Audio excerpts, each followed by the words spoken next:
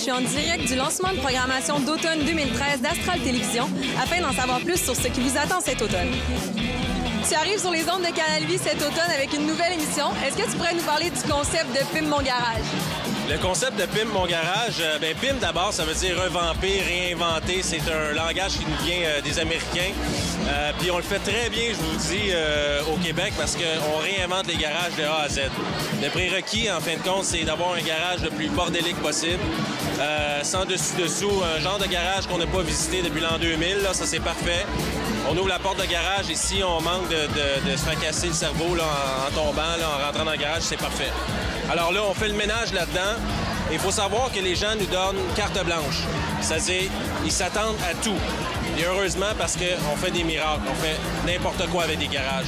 C'est pas certain qu'on va garder la vocation première, celle d'avoir une voiture, de garer la voiture. On va vraiment transformer de A à Z le garage.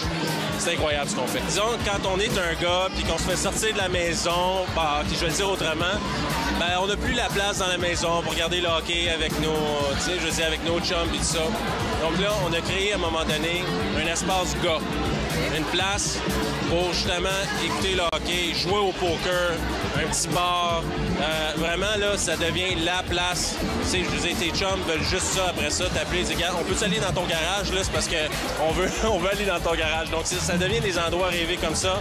D'autres exemples, si vous avez des ados qui font de la musique dans le sous-sol chez vous, vous êtes plus capable, vous avez mal aux oreilles, on va faire un studio de musique avec ça. Si vous êtes une artiste peintre, puis là, vous avez plus de place à étendre vos toiles et tout ça, on va faire un espace incroyable pour peindre, inspirant et tout ça.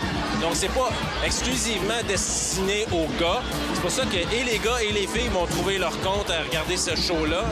Parce que oui, on détruit le territoire du garage, le territoire d'emblée de gars, mais en même temps, il y a Émilie Serretti qui est designer, qu'on connaît bien, entre autres, pour Décor ta vie et tout ça, qui va être là, qui choisit des matériaux, qui a des idées absolument créatives, géniales. Il y a Pascal Payet, l'entrepreneur, qui est là. Donc, ensemble, ils font des choses absolument incroyables. Puis, si Pimp Mon Garage débarquait dans le garage de Frédéric Charpentier, ça serait quoi le garage de rêve qu'il pourrait lui faire? Moi, à chaque fois que je tombe dans un nouveau garage, qu'on arrive au dévoilement, je suis comme, voyons, tout gars rêve d'avoir ça. Là. Je pense que ça me prendrait comme 12 garages pour... Je pense que mon garage, premièrement, j'ai pas de garage. Mais mon garage de rêve, ce serait, je pense, tous les garages de Pimp Mon Garage rassemblés, réunis. Je pense que ça ferait mon bonheur. Merci beaucoup. Côté bordel, on peut parler aussi de Pimp Mon Garage, une émission dont tu es la coproductrice. Peux-tu nous en parler un peu du défi que ça a été? Oui, vraiment, ça, c'est un autre défi vraiment stimulant et incroyable. On va chercher encore là des garages, mais des garages là, qui sont vraiment bordéliques, mais on leur donne aussi une vocation. C'est-à-dire qu'on va choisir des propriétaires. Souvent, on a oublié que le garage de Gustave commençait, c'est une espèce de salle de débarras, mais ça va être un endroit, oui, pour mettre une voiture, mais ça va devenir une pièce exquise. Où est-ce qu'il va y avoir non seulement du rangement de garage intégré, un environnement vraiment design, mais aussi, ça va être une deuxième place, c'est-à-dire, ça peut devenir un petit bar, un salon de sport pour les gars, un gym, pour une peinte, ça peut devenir un atelier. Tout ça, ça va se passer. À chaque émission, il va y avoir un sujet différent. Je peux dire qu'on a tourné la première, et puis c'est vraiment le fun.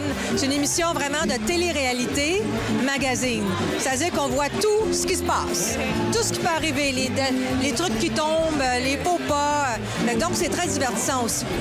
J'ai posé la question à Frédéric, mais je vais te la poser pour avoir la réponse côté féminine.